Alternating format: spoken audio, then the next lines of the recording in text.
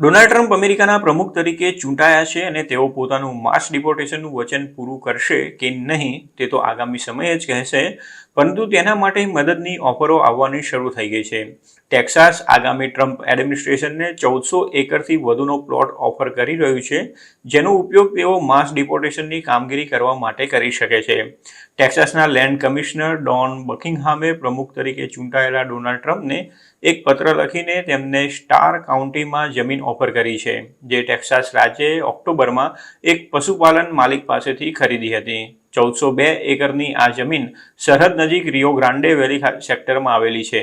Focus news ડિજિટલને બકિંગહામે ટ્રમ્પને લખેલો પત્ર મળ્યો હતો, જેમાં તેમણે લખ્યું હતું કે તેમની office homeland security, immigration and customs enforcement department અથવા યુનાઇટેડ સ્ટેટ્સ બોર્ડર પેટ્રોલ સાથે એક એગ્રીમેન્ટ કરવા માટે સંપૂર્ણ રીતે તૈયાર છે, જેથી અમેરિકાના ઇતિહાસમાં હિંસક ગુનેગારોના સૌથી મોટા ડિપોર્ટેશનની પ્રક્રિયા, ડિટેન્શન અને કોઓર્ડિનેશનની સુવિધા ઊભી કરી શકાય. તેમણે જણાવ્યું હતું કે તેઓ તેમની પાસે સલામત સમુદાયોની કાળજી રાખે છે અને તેમાં કોઈ શંકા નથી કે દેશના ઘણા બાળકો બોર્ડર પરથી આવી રહેલા હિંસક ગુનેગારોનો ભોગ બની રહ્યા છે.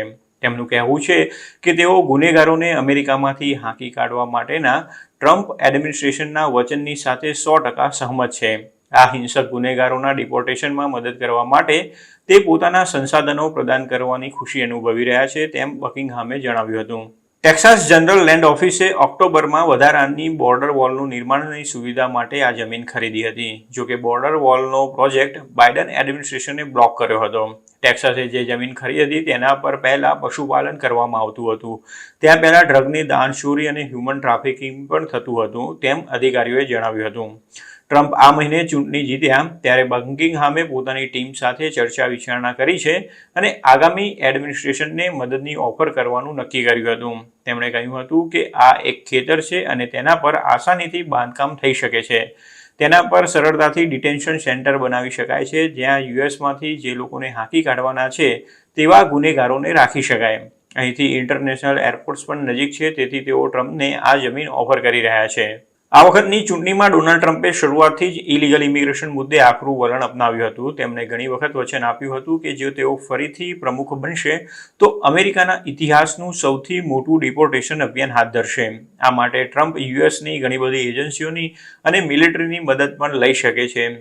તેમણે એવું પણ કહ્યું હતું કે ભલે ગમે તેટલો ખર્ચ થશે, પરંતુ તેઓ માસ ડિપોર્ટેશન હાથ ધરીને જ રહેશે. બકિંગહામે જણાવ્યું હતું કે આ ચૂંટણીએ સાબિત કરી દીધું છે કે બોર્ડર સિક્યોરિટી અને ઇલીગલ ઇમિગ્રેશન અંગે ટ્રમ્પના વલણને અમેરિકન લોકોએ સમર્થન આપ્યું છે, જ્યારે બાઇડન એડમિનિસ્ટ્રેશનના વલણને ફગાવી દીધું છે.